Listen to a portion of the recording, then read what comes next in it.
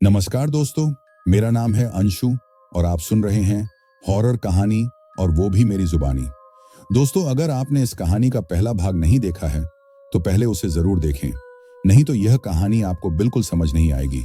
दोस्तों, कहानी शुरू करने से पहले आप कमेंट में अपना नाम जरूर लिखें, जिससे हमें पता चल सके कि कौन कौन हमारी कहानी सुन रहे हैं। हम अगली कहानी के अंत में आपका नाम जरूर लेंगे। चलिए कहानी शुरू करते हैं। अपने घर के पीछे इस तरह एक कब्र देखकर मैं घबरा गया। मुझे समझ नहीं आ रहा था कि क्या करना सही होगा। इस उधेड़बुन में पड़कर मैंने माँ को फोन लगाया और कब्र मिलने वाली बात बताई। माँ ने मुझसे कहा कि वो और गुनगुन गुरुजी के साथ ही हैं। वे लोग ट्रेन में हैं और वे अभी कुछ देर में ही गुरुजी से मेरी बात करवाएंगी, कहकर फोन काट चुकी थी। करीब आधे घंटे बाद माँ का फोन आया। फोन उठाते ही गुरुजी की आवाज आई। मैंने आवाज पहचानते ही सबसे पहले उन्हें प्रणाम किया। उसके बाद उन्हें भी सारी घटनाएं बताई। उसके बाद गुरुजी ने जो कहा, एक पल के लिए मैं जरूर सोचने पर बाध्य हुआ।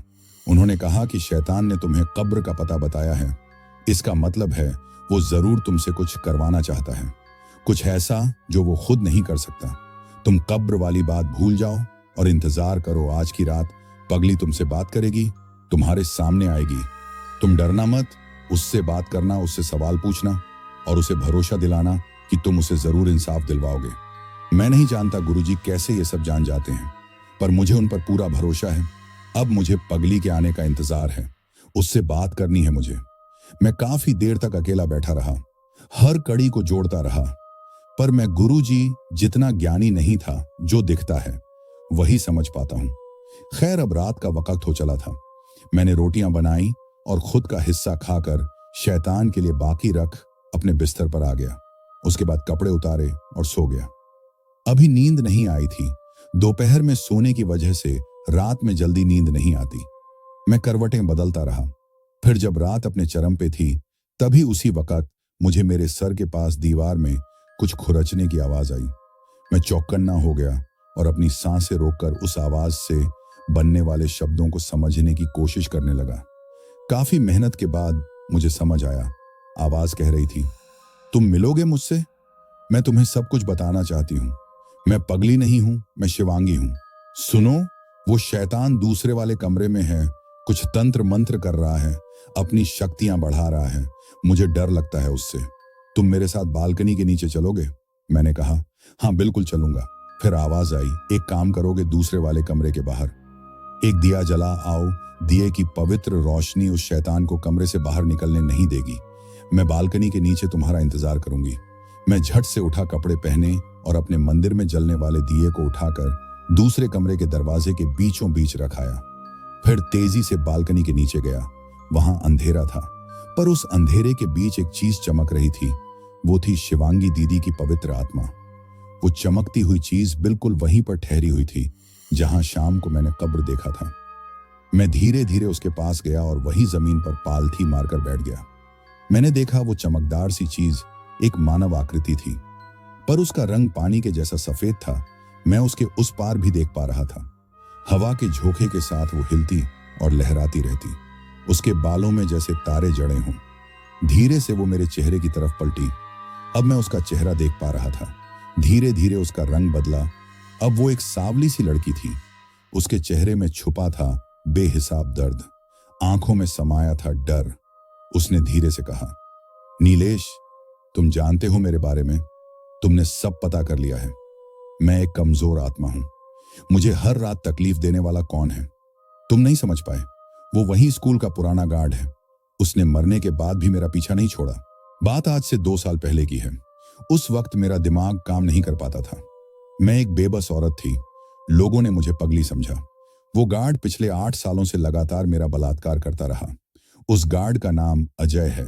2 साल पहले मैंने इसी जगह पर एक बच्ची को जन्म दिया था। खून वो अजय की ही थी, पर वो मेरी बच्ची थी, मेरे कलेजे का टुकड़ा। मैंने पूरे 9 महीने उसे अपने गर्भ में रखा था। मैं दिन भर चौराहे पर भीख मांगती और रात होते ही इस फ्लैट के बालकनी के नीचे आकर सो जाती।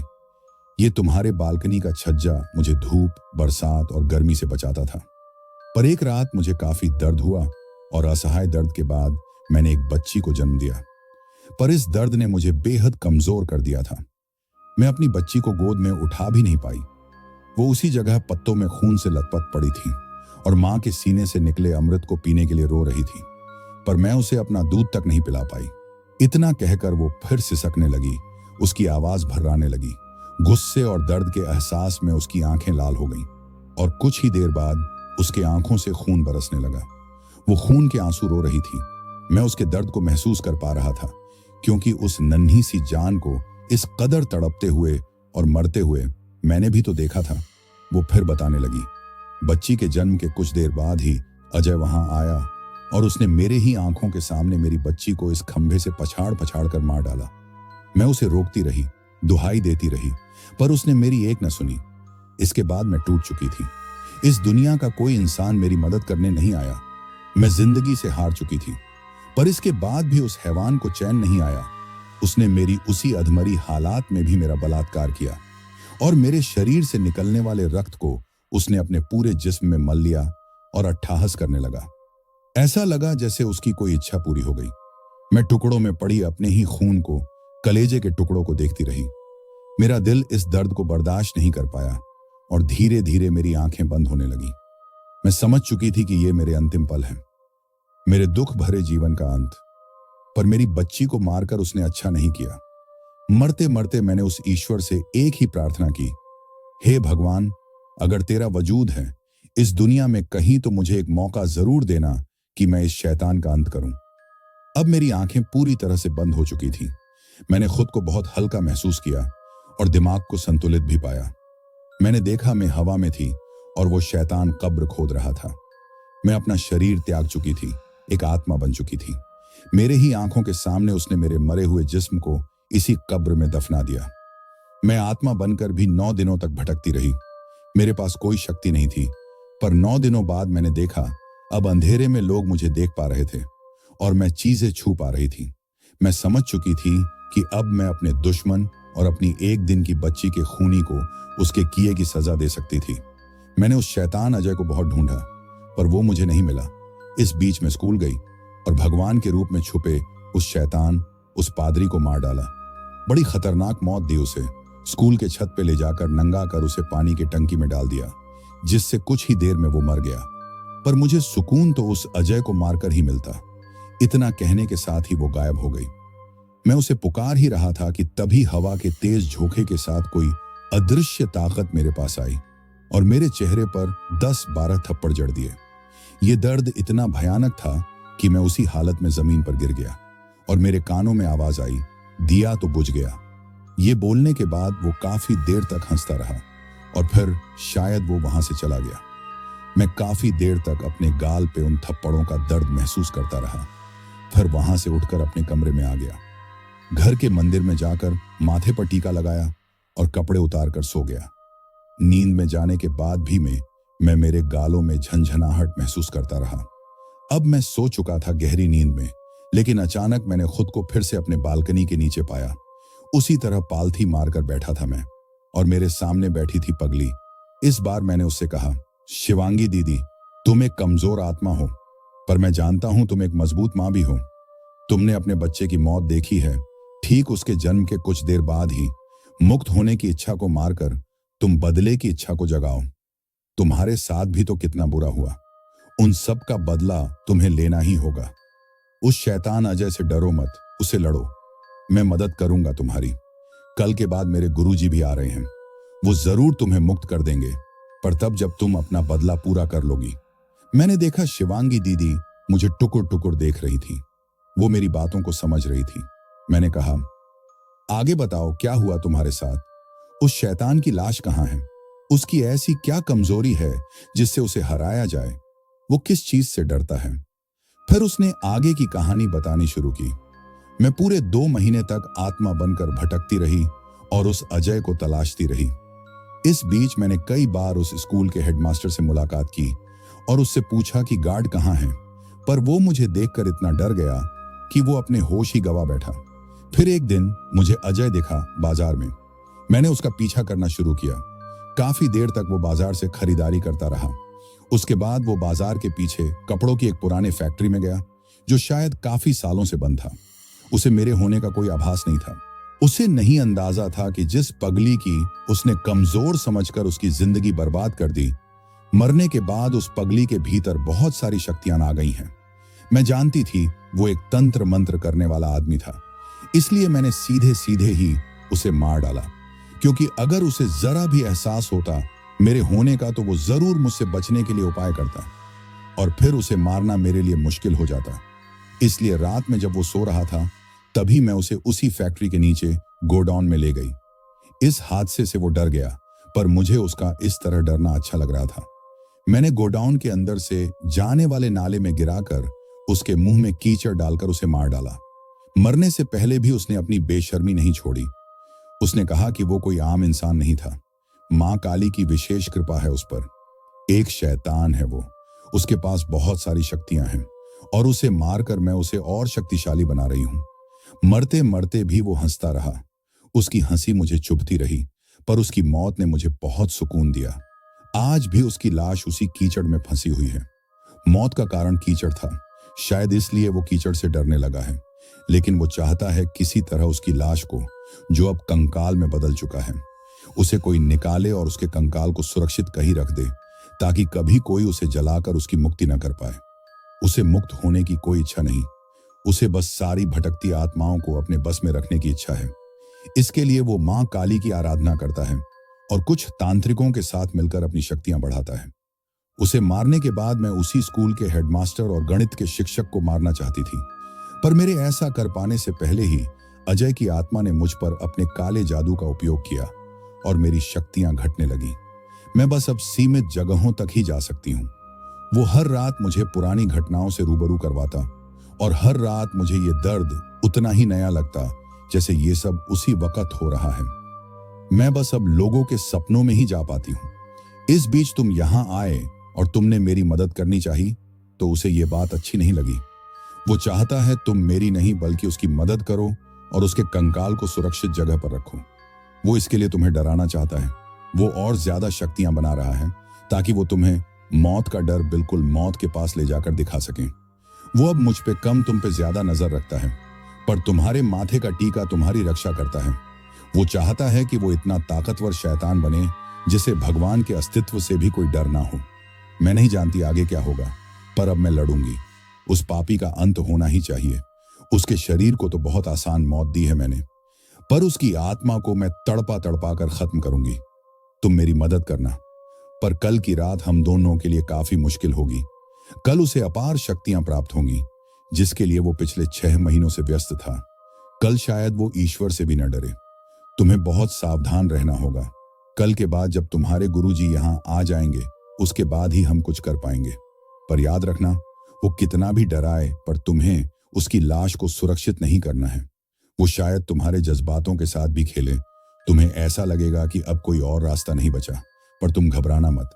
तुम्हें बाध्य करने के लिए शायद वो मुझ पर और ज्यादा जुल्म करे, पर तुम टूटना मत। एक आत्मा को एक आत्मा नहीं मार सकती, इसलिए वो मुझे खत्म नहीं कर पाएगा।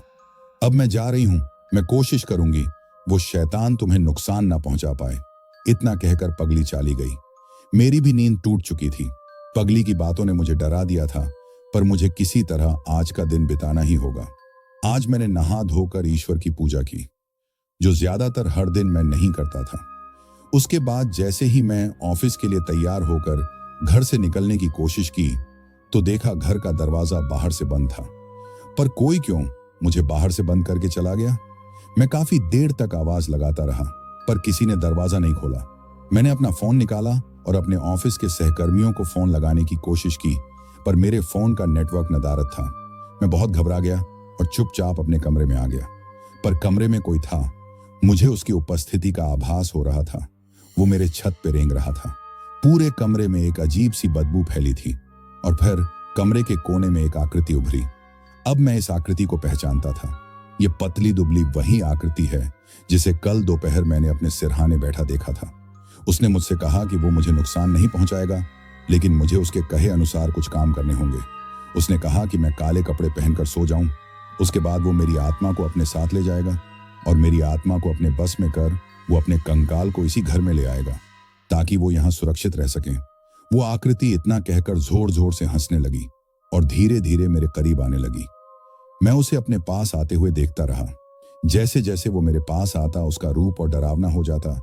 कभी उसका चेहरा पिघलकर एक चिपचिपा सा द्रव्य बन जाता और वो द्रव्य मेरे कमरे के फर्श में गिरकर गायब हो जाता।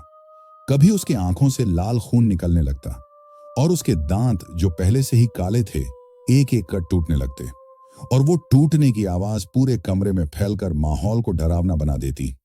कभी वो कंकाल बन जाता और कभी पगली का रूप लेकर वो मुझसे मिन्नतें करने लगता। धीरे धीरे उसका आकार भी बड़ा होने लगा। अब वो बिल्कुल मेरे सामने खड़ा है, उसका जिस्म पिघल रहा है और जिस्म से निकलने वाला चिपचिपा बदबूदार द्रव्य मेरे शरीर पर गिर रहा है। मैं उस चिपचिपाहट में फंसता जा रहा हूं। मेरे दोनों हाथ आपस में चिपक गए हैं। मैं चाहता हूं कि किसी तरह मैं अपने नाक को ढंक लूं और इस बदबू से बचूं। ये बदबू मेरे दिमाग की नसों तक जाकर उनका काम करना बंद कर रही है। मैं शायद अब मरने वाला हूं। घुटन और डर से मेरी आंखें अब बंद होने लगी।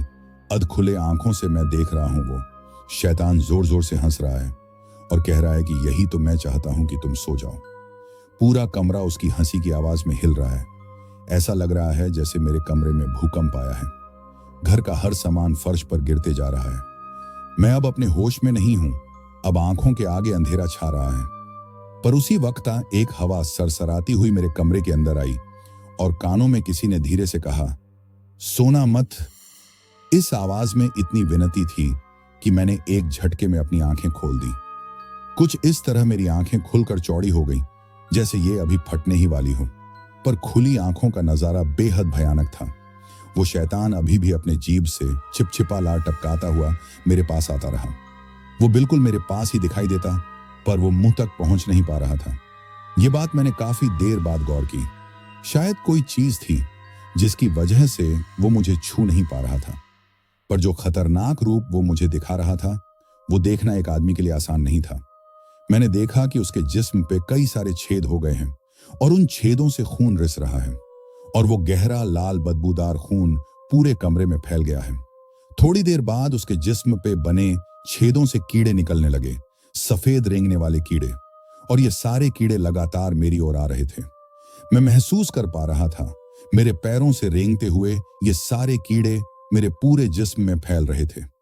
इन कीड़ों ने अब मेरे शरीर को खाना शुरू किया। मेरे जिस्म में भी अब गड्ढे बन रहे हैं।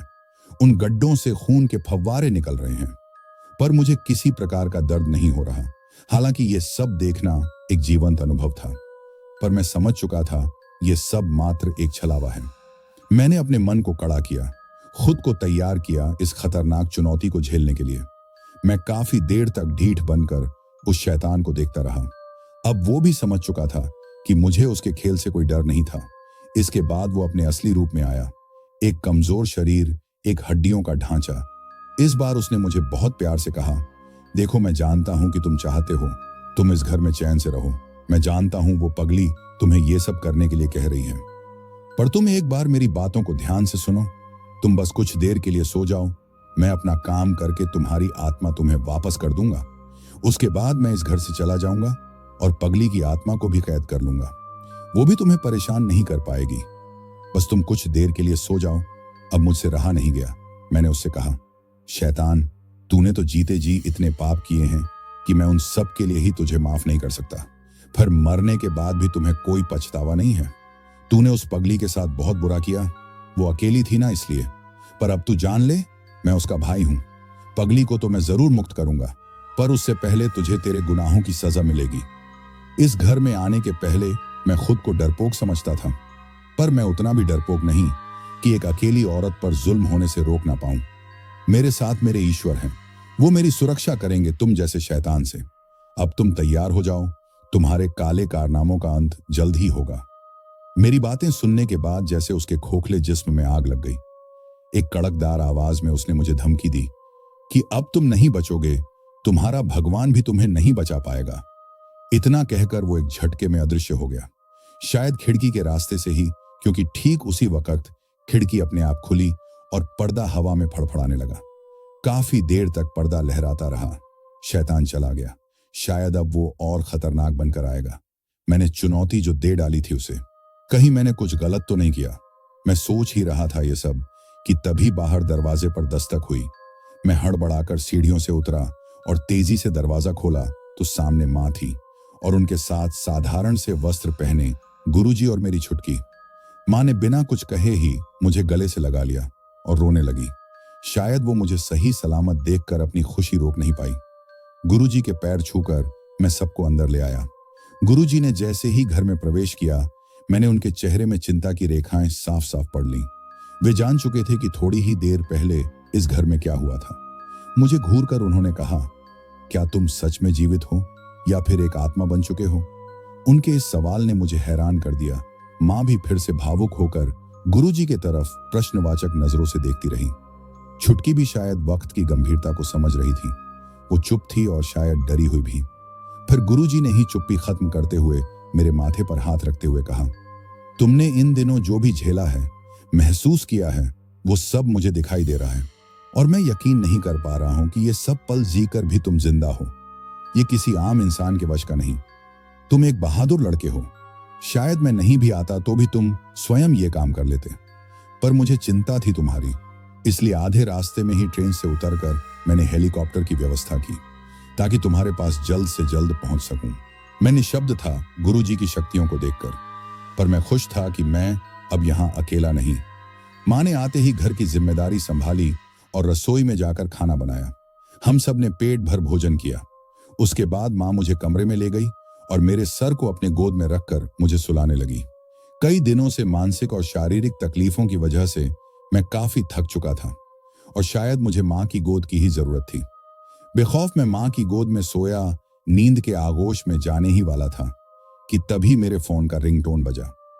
ना चाहते हुए भी मैं अनमने से ही फोन को हाथ में लेकर जब उसके स्क्रीन पे देखा तो फोन में जलती बुझती स्क्रीन में मुझे दिखा, माँ कॉलिंग। जब मैं माँ के गोद में सुकून से सो रहा हूं तो फिर माँ मुझे क्यों फोन करेगी? मैं अभी भी माँ के गोद में ही सोया था, पर उत्सुकतावश जब मैंने सोए सोए ही अपनी नजर ऊपर उठाई जिससे कि मैं माँ का चेहरा देख पाऊं, पर मैंने जो ऊपर देखा वो मेरे कल्पना से परे था। ये मेरी माँ नहीं थी, ये तो वही शैतान था जिसके काले दांत, गहरी नीली आंखें और चेहरे के पीछे छुपा हुआ एक कंकाल मैं साफ देख पा रहा था। उसी वक्त मैंने महसूस किया कि मैं अपनी माँ की गोद में नहीं बल्कि उस कंकाल के हड्डियों के ढांचे पर सो रहा हूं और हड्डियों के उबड़ खाबड़ होने की वजह से उसकी चुभन मैं अपने पीठ और कंधों पर महसूस कर रहा था। इन दिनों मेरे साथ इतनी सारी अजीब घटनाएं हुई, पर यह घटना मेरे लिए सबसे ज्यादा भयंकर और डराने वाला था। इतना बड़ा धोखा मैं बिल्कुल नहीं सोच पाया कि कोई शैतान माँ के रूप में भी आ सकता है। मैं यकायक उसके गोद से उठकर बिस्तर पे बैठ गया। नींद गायब हो चुकी थी, पर मैं ये नहीं समझ पाया कि ये शैतान मुझे छू कैसे पा रहा है। शायद इसकी शक्तियां और ज्यादा बढ़ गई हैं। पर छुटकी और गुरुजी के रूप में कौन आए थे? क्या ये शैतान अपने साथ और आत्माएं लेकर आया है इस घर में? यह सोचकर मैं नीचे की ओर तेजी से भागा, पर मैं दरवाजे के पास पहुंचा कि तभी लकड़ी का दरवाजा अपने आप बंद हो गया और ये इतने जल्दी में हुआ कि मैं संभल भी नहीं पाया और आंख, मुंह, नाक सहित मैं दरवाजे से टकराया और एक झटके के साथ मैं फर्श पर गिर गया। इस हादसे में मुझे काफी गंभीर चोट आई। मेरी नाक और होंठ दरवाजे से टकराकर फट चुके थे, जिससे कि अब खून निकलने लगा था और पीठ के बल मैं फर्श पर गिरा, जिसकी वजह से पीठ की हड्डियों में भी काफी चोट आई। मैंने देखा शैतान अभी भी मेरे बिस्तर पे बैठ कुछ मंत्र बुदबुदा रहा है, पर गौर से देखने पर मुझे उसके चेहरे में छुपी एक कुटिल मुस्कान दिखाई दी। इससे साफ पता चला कि वो अपनी जीत की ओर है। मैं शायद बेहोश होने वाला था, आंखें बंद होने वाली थी कि तभी मेरे कमरे के अलमारी के शीशे में मुझे पगली दिखाई दी। वो मुझे इशारे में कुछ कहना चाहती थी, पर मैं समझ नहीं पा रहा था। काफी देर तक उसे देखते रहने के बाद मुझे समझ आया कि वो मुझे मंदिर वाले कमरे में जाने के लिए कह रही थी, पर यह कैसे संभव है? उस शैतान ने तो दरवाजे को बंद कर रखा है। मैं अभी इसका हल निकालने का सोच ही रहा था कि तभी अचानक मैंने देखा पगली, जो अब तक शीशे के अंदर थी, पल भर में पलक झपकते ही वो अब बिल्कुल शैतान के सामने खड़ी थी। इस बार मुझे पगली की आंखों में डर नहीं बल्कि क्रोध और आत्मिच्छा दिखी। अब वो तैयार थी अपने बदले को पूरा करने के लिए। शैतान भी पगली का ये रूप देखकर सक पका गया और मंत्र पढ़ना छोड़ पगली को घूरता रहा, पर उसके घूरने के बावजूद इस बार पगली नहीं डरी। उसने बिना डरे एक जोरदार थप्पड़ शैतान के खोपड़ी में रसीद कर दिया। इस बार डर शैतान की आंखों में था। खोपड़ी में थप्पड़ पड़ते ही उसके सारे काले दांत झड़कर मेरे बिस्तर के चादर में आ गिरे। इसके साथ ही उसने चीखना शुरू किया और उसकी आवाज सिर्फ मेरे कमरे में ही नहीं, पूरे घर में गूंज रही थी। इस बार पगली ने मेरी तरफ देखते हुए जोर से मुझे आवाज लगाई, नीलेश, तुम मंदिर के अंदर जाओ, आज इसकी कहानी खत्म होकर रहेगी। मैं जल्दी से अपना फोन लेकर मंदिर वाले कमरे में आ गया। मुझे समझ नहीं आ रहा था कि पगली के अंदर इतनी ताकत आखिर आई कैसे, पर मैं खुश था, बहुत खुश, और लगातार ईश्वर से प्रार्थना करने लगा कि पगली को कमजोर होने मत देना भगवान। इस बीच मुझे उस कमरे से लगातार शैतान के चिल्लाने और तड़पने की आवाजें आती रहीं। वो कभी पगली से रिहाई की भीख मांगता तो कभी डराने के लिए धमकी देता। मैंने अपने फोन पे देखा तो मां की 13 मिस कॉल थी। मैंने तुरंत मां को दोबारा फोन लगाया। मां ने फोन उठाया और कहा कि वे लोग कल सुबह तक पहुंच जाएंगे। इस बार मैंने मां से कुछ नहीं कहा और उनके हाँ में हाँ मिलाकर फोन रख दिया। दूसरे कमरे में अब सब कुछ शांत हो चुका था। शायद कुछ ठीक नहीं है, ये सोचकर मैं जल्दी से उस कमरे की तरफ दौड़ा, पर शायद मैंने यहीं पे गलती कर डाली। मैंने देखा पगली का वहां कोई अता पता नहीं था। वहां सिर्फ शैतान था और उसके साथ उसके आसपास थे कई सारे पारदर्शी आत्माएं। वो सब शैतान को जगा रहे थे, जो शायद पगली के दिए घाव की वजह से कमजोर हो गया था।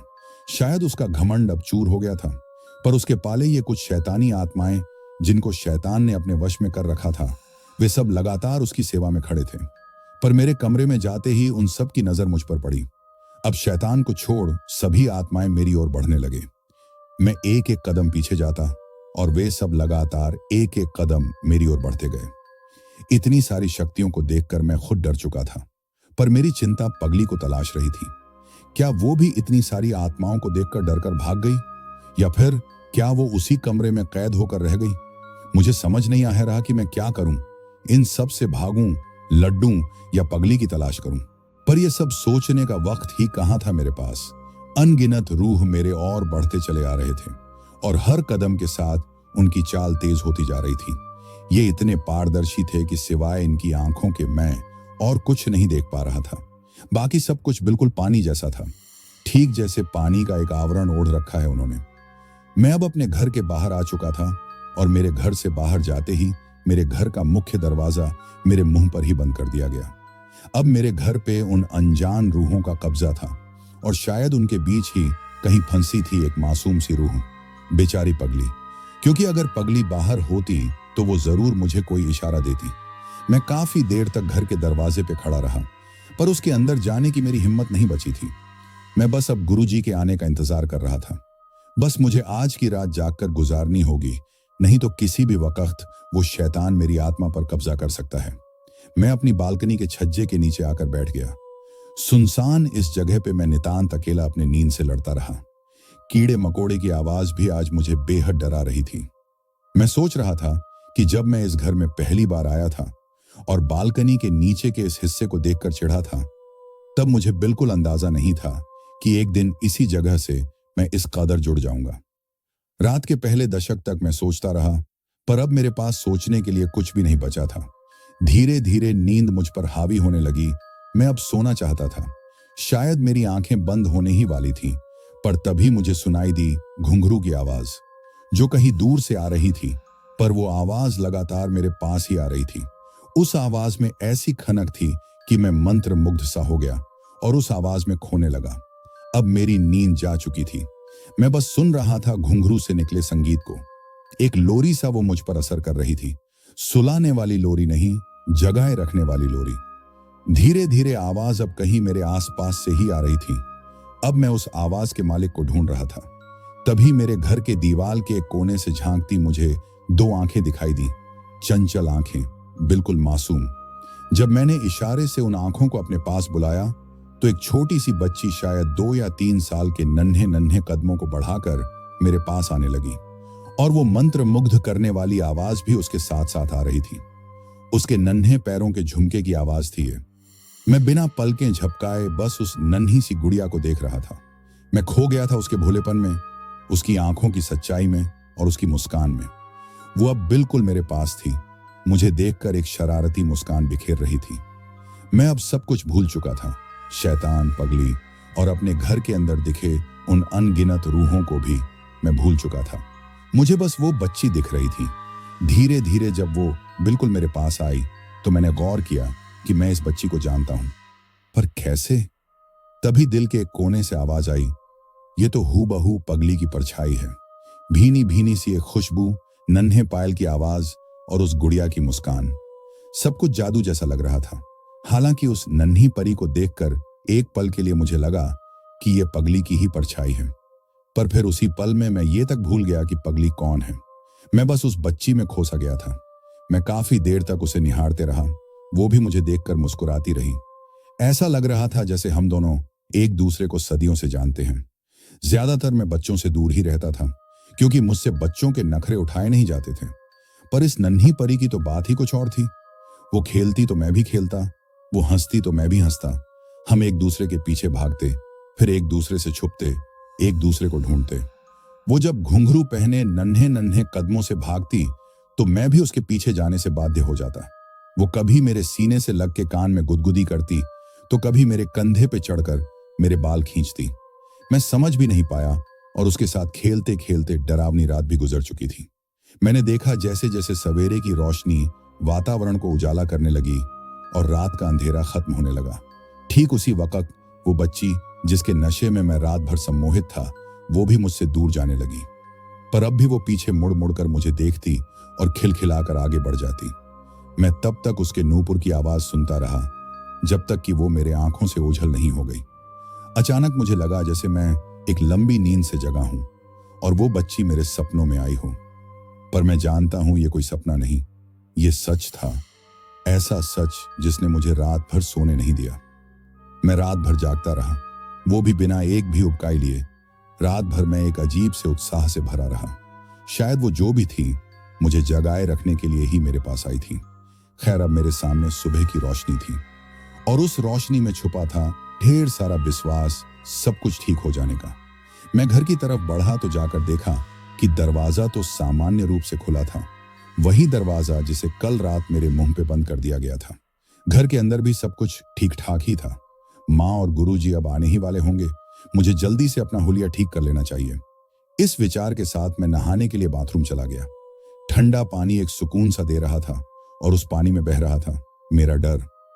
मैं नहाने के बाद अब काफी हल्का महसूस कर रहा था।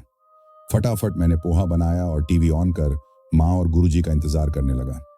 ठीक आधे घंटे बाद दरवाजे पर दस्तक हुई। सच कहूं, इस पल का इंतजार मैं बेसब्री से कर रहा था।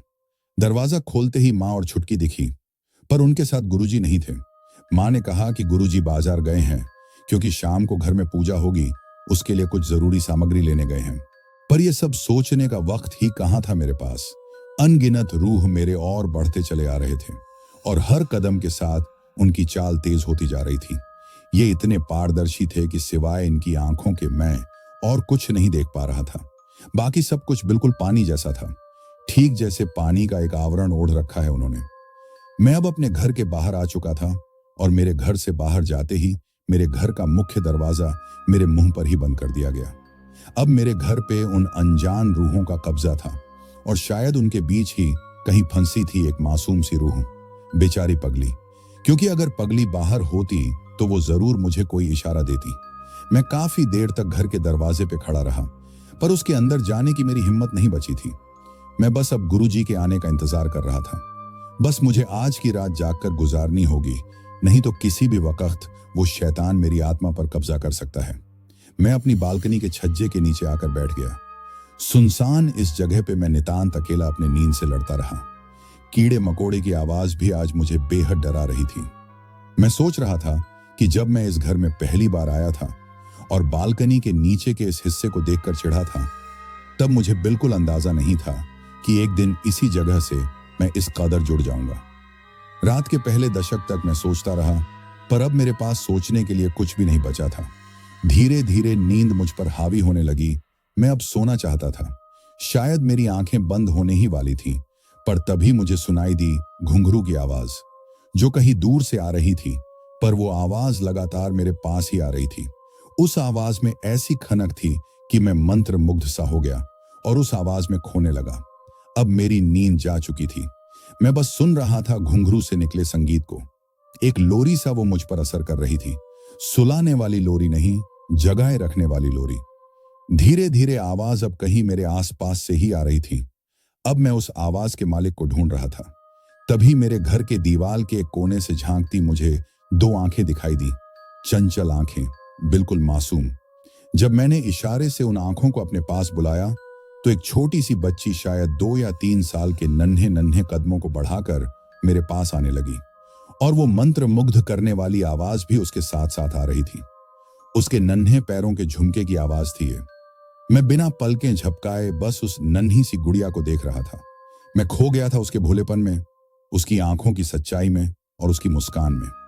वो अब बिल्कुल मेरे पास थी। मुझे देखकर एक शरारती मुस्कान बिखेर रही थी।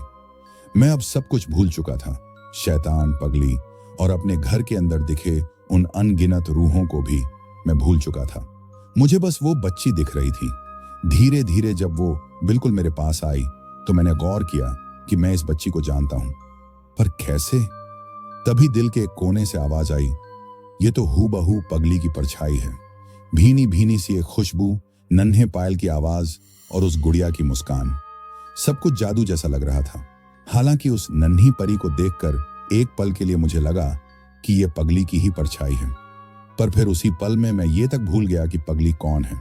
मैं बस उस बच्ची में खोसा गया था। मैं काफी देर तक उसे निहारते रहा।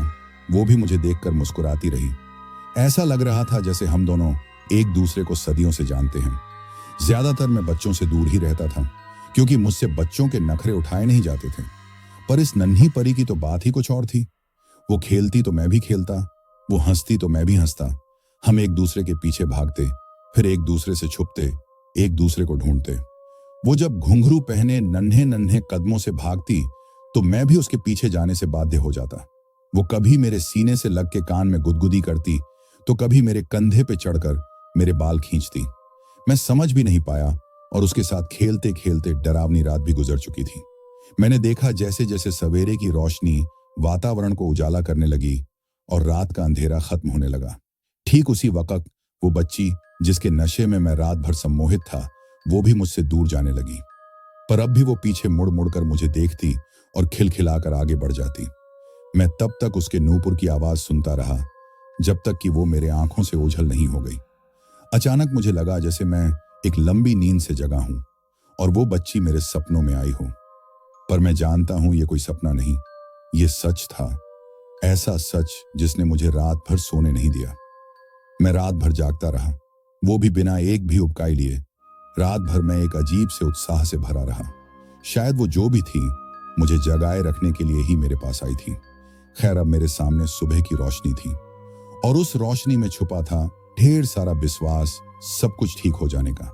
मैं घर की तरफ बढ़ा तो जाकर देखा कि दरवाजा तो सामान्य रूप से खुला था, वही दरवाजा जिसे कल रात मेरे मुंह पे बंद कर दिया गया था।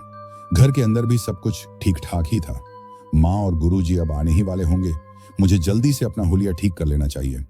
इस विचार के साथ मैं नहाने के लिए बाथरूम चला गया। ठंडा पानी एक सुकून सा दे रहा था और उस पानी में बह रहा था मेरा डर। मैं नहाने के बाद अब काफी हल्का महसूस कर रहा था। फटाफट मैंने पोहा बनाया और टीवी ऑन कर माँ और गुरुजी का इंतजार करने लगा। ठीक आधे घंटे बाद दरवाजे पर दस्तक हुई। सच कहूं, इस पल का इंतजार मैं बेसब्री से कर रहा था। दरवाजा खोलते ही माँ और छुटकी दिखी, पर उनके साथ गुरुजी नहीं थे।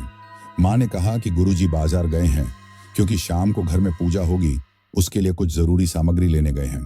माँ मेरे सामने थी, पर मुझे यकीन नहीं हो रहा था कि ये माँ ही है या फिर से कोई छलावा। मैंने माँ से कहा, माँ, अब जब तू आ ही गई है तो छुटकी से बोलना, घर के मंदिर में जो सिंदूर रखा है वो ले आए और तू मेरे माथे पे टीका लगा दे। इस तरीके से मैं जान पाऊंगा कि वो असल में मेरी माँ और मेरी छुटकी ही है, ना कि कोई छलावा। पर मेरी इस बात पे माँ ने कहा, अब तुझे टीका लगाने की कोई जरूरत नहीं है। अब गुरुजी आ गए हैं तो तुझे डरने की कोई आवश्यकता नहीं है। माँ के इस तरह मना करने पर मैं काफी डर गया, पर छुटकी ने मुझ पर तरस दिखाई और मंदिर से जाकर सिंदूर ले आई। इस तरह छुटकी तो पास हो गई, पर माँ हाथ मुंह धोने जो बाथरूम में घुसी तो काफी देर तक नहीं आई। इस बीच छुटकी मुझसे लगातार बतियाते रही, पर मेरा मन अब भी उसे मानने को तैयार नहीं था। खैर माँ बाथरूम से निकली और मुझे टीका भी लगा दिया। अब मेरी खुशी का ठिकाना नहीं था। अब मुझे लगा कि माँ और छुटकी आ गई। अचानक हुए मुझ पर इस बदलाव से वे दोनों आश्चर्यचकित हो गए। छुटकी को गले से लगाया तो वो डर ही गई और कहने लगी, दादा आपको अचानक क्या हो गया? मैं तो तब से यही बैठी थी, पर आपने तो मुझसे ढंग से बात तक नहीं की और अब अचानक गले से लगा रहे हो। अब मैं उसे कैसे समझाऊं इसके पीछे की कहानी। थोड़ी देर में गुरुजी भी आ गए। मैं उनका आशीर्वाद लेने गया तो उन्होंने मुझे अपने गले से ही लगा लिया। हम सब ने साथ में नाश्ता किया। उसके बाद गुरुजी ने माँ और छुटकी से कहा कि उन्होंने उनके लिए बगल में ही एक कमरा किराए पर लिया है। वे दोनों वहीं रहेंगे और इस घर में सिर्फ मैं और गुरुजी ही रहेंगे। शाम होने से पहले उन्होंने माँ और छुटकी को वहां चले जाने को कहा। हालांकि मेरी ही तरह माँ भी इसका कारण नहीं समझ पाई, पर गुरुजी से सवाल करने की उनकी हिम्मत नहीं थी। और जब माँ ही चुप रही तो मैं क्या सवाल करता। माँ और छुटकी शाम की पूजा के लिए घर को साफ सुथरा कर रही थी तथा बेलपत्र और गंगा जल से घर के कोने कोने को शुद्ध कर रही थी। इस बीच इशारे से गुरुजी ने मुझे ऊपर वाले कमरे में जाने को कहा और मेरे पीछे पीछे खुद भी आ गए। ऊपर वाले कमरे में मुझे उन्होंने अपने पास बैठाया और बेहद गंभीर होकर बोले, देखो नीलेश, मैं अब जो कहूंगा उसे ध्यान से सुनना। तुमने इस घर में 3 दिन बिता लिए, ये जानने के बाद भी कि इस घर में एक नहीं बल्कि 2-2 रूहों का ठिकाना है। इस बात पर गौर करें तो तुम वाकई एक बहादुर लड़के हो। पर इन 3 दिनों में तुमने एक भी ऐसी हरकत नहीं की जिससे कि उन आत्माओं को तकलीफा हो, इसलिए वे शांत ही रहे। पर अब हम वो करेंगे जिससे कि आत्माओं का अस्तित्व ही खत्म हो जाएगा। इसलिए वे सारी आत्माएं अब अपनी सारी ताकत लगाकर हमें रोकने की कोशिश करेगी। अब तुम वो सब भी देखोगे जो तुम्हें ज्यादा डराएगा, पर तुम हिम्मत मत हारना। मैं रहूंगा तुम्हारे साथ, पर सब कुछ तुम्हें स्वयं ही करना होगा। मैं बस मार्गदर्शन करूंगा और तुम्हारी माँ और बहन को इस घर से इसलिए भेज रहा हूं क्योंकि मैं जानता हूं स्त्रियां कमजोर हृदय वाली होती हैं। इस घर में अब जो भी घटनाएं होंगी वो सब देखना उनके लिए मुश्किल होगा। गुरुजी की इस बात से मैं सहमत था। उन्होंने आगे कहा, और एक बात, कल रात तुम जिस बच्ची से मिले थे और जिसके साथ खेलते हुए तुम्हें वक्त का बीत जाने का भी कोई आभास नहीं था, जिसकी सूरत में तुम्हें पगली की परछाई दिखी थी, वो पगली की ही नवजात बेटी थी। असल में वो वही बच्ची की आत्मा है जिसकी अकाल मृत्यु को तुमने अपने सपने में देखा था और हृदय की गहराई से उस दर्द को महसूस किया था। उसी के पिता ने, यानी उस शैतान अजय ने उसे मौत के घाट उतारा था, बेरहमी की सारे हदें पार कर। पर मृत्यु के बाद भी उसकी आत्मा की उम्र बढ़ती ही जा रही है और तुम उसे मुक्ति भी नहीं दिला पाओगे क्योंकि उस नन्ही सी जान ने आज तक कोई पाप नहीं किया। जब वो 21 वर्ष की हो जाएगी तभी उसे मुक्त किया जा सकता है। लेकिन अगर उसकी आत्मा ने किसी प्रकार का गलत काम किया तो उसे 21 वर्ष के पहले भी हम मुक्त करवा सकते हैं। कल रात वो बच्ची भी तुम्हारी मदद करने आई थी। उसका साथ तुम्हें एक सम्मोहन से जोड़ता है। तुम उसके साथ इतना घुल मिल गए कि तुम्हें पता ही नहीं चला कि कब रात गुजर गई।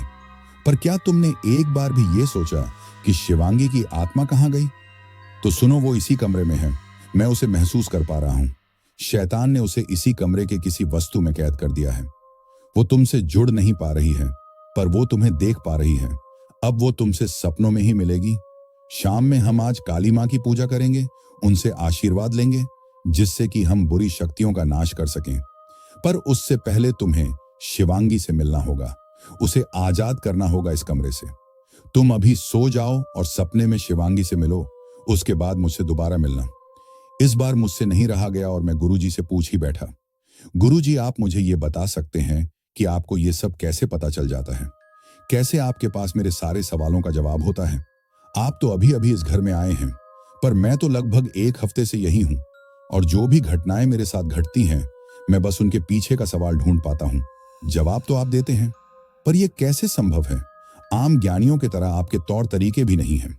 आप कितना सामान्य रहते हैं, ना कोई टीका, ना ताबीज, ना मंत्र पढ़ते हैं। फिर भी आपके पास ईश्वर की ऐसी कृपा कैसे आई जिससे कि आप हजारों किलोमीटर दूर बैठे भी किसी के साथ हो रही बुरी घटनाओं का कारण जान जाते हैं? मेरे सवाल खत्म होने पर गुरुजी मुस्कुराने लगे और फिर बोले, एक बात कहूं, देखो सच बताना, तुम्हें भगवान की शक्ति बड़ी लगती है या शैतान की? मैंने तुरंत कहा कि भगवान की शक्ति सदैव बुराई पर अच्छाई की जीत को दर्शाती है। इसका अर्थ है ईश्वर सबसे ज्यादा शक्तिशाली है। फिर उन्होंने कहा जिस तरह ईश्वर सबसे ज्यादा शक्तिशाली है, उसी तरह ईश्वर पर अटूट विश्वास रखने वाला भी सबसे बड़ा ज्ञानी कहलाता है। जब शैतान तुम्हारी माँ और बहन का रूप लेकर तुमसे छल कर सकता है, जबकि उसने कभी तुम्हारी माँ और बहन को देखा तक नहीं, आखिर उसे कैसे पता चला कि तुम्हारी माँ और बहन यहां तक कि मैं दिखता कैसा हूं? फिर भी उसने ये किया। जब शैतान ये कर सकता है तो ईश्वर इतना तो कर ही सकते हैं। फिलहाल तुम अभी के लिए इतना ही जान लो कि मेरे पास ईश्वर से मिले 2 आंख और हैं, जिससे कि मैं कुछ भी देख लेता हूं। पर कभी कभी ये काम करना बंद भी कर देती है, जैसे कि अभी।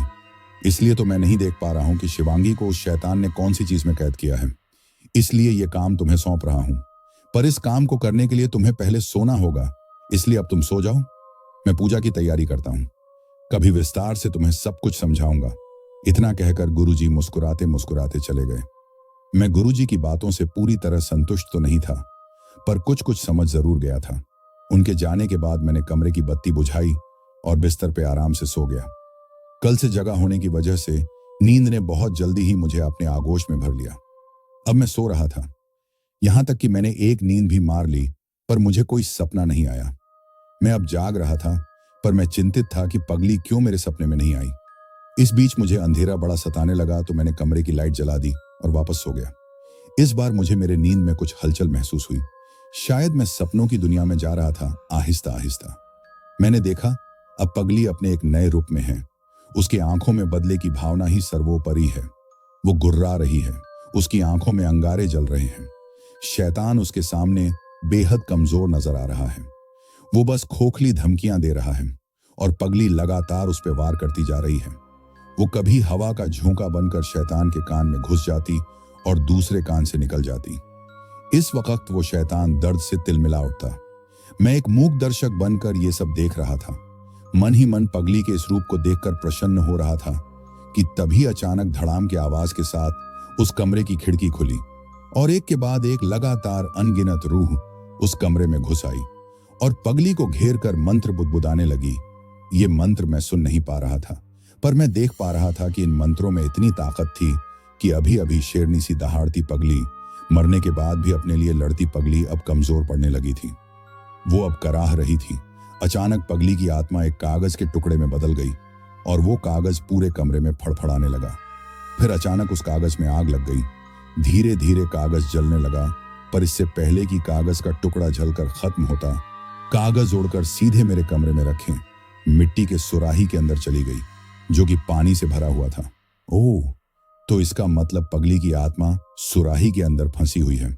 तो दोस्तों, कहानी का यह भाग आपको कैसा लगा हमें कमेंट करके बताएं। पिछली वीडियो पर जिन्होंने कमेंट किया उनके नाम हैं हेतल, राकेश और शुभेंदु सिन्हा। आप तीनों के प्यार और सपोर्ट के लिए धन्यवाद। दोस्तों, अगर आपने अभी तक हमारे चैनल को सब्सक्राइब नहीं किया है तो जल्दी से सब्सक्राइब कर लो। जल्द मिलेंगे इसके अगले भाग के साथ। धन्यवाद।